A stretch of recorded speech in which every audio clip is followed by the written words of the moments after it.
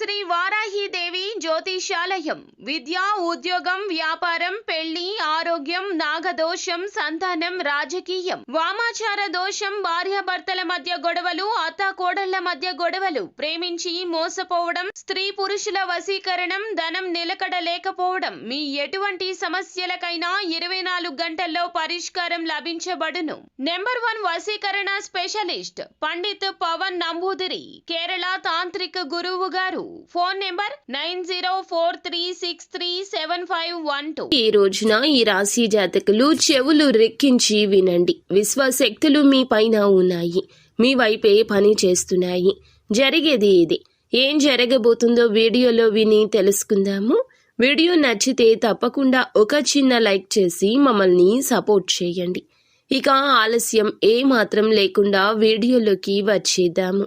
ఈ రాశి వారికి ఒక కొత్త నూతన చైతన్యం ఈ రోజుతోనే మొదలవుతుంది. మెలకువతోనే ఈ రోజుని గమనించండి. చంద్రుడు తుల రాశిలో విహరిస్తున్నాడు. బుధుడు మీ యొక్క రాశికి అనుకూల స్థితిలో ఉన్నాడు. అంటే ఈరోజు ఉదయాన్నే ఒక చిన్న సంతోషాన్ని కానీ చిన్న శుభవార్తను కానీ వినే అవకాశం ఉంది.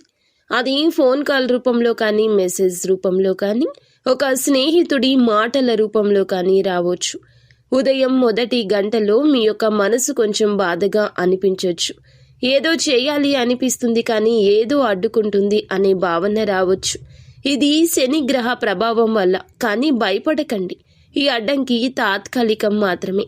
ఒక్కసారి పనిపై దృష్టి పెట్టగలిగితే ఆ శక్తి మీ వైపుకు వాలిపోతుంది.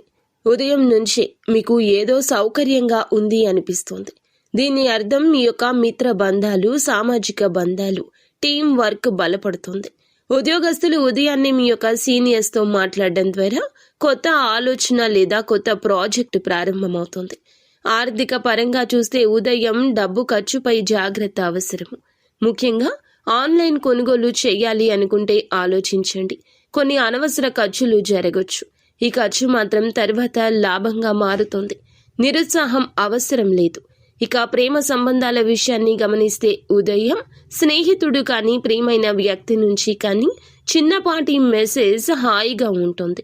ప్రేమలో ఉన్నవారు మరింత సంతోషంగా ఉంటారు.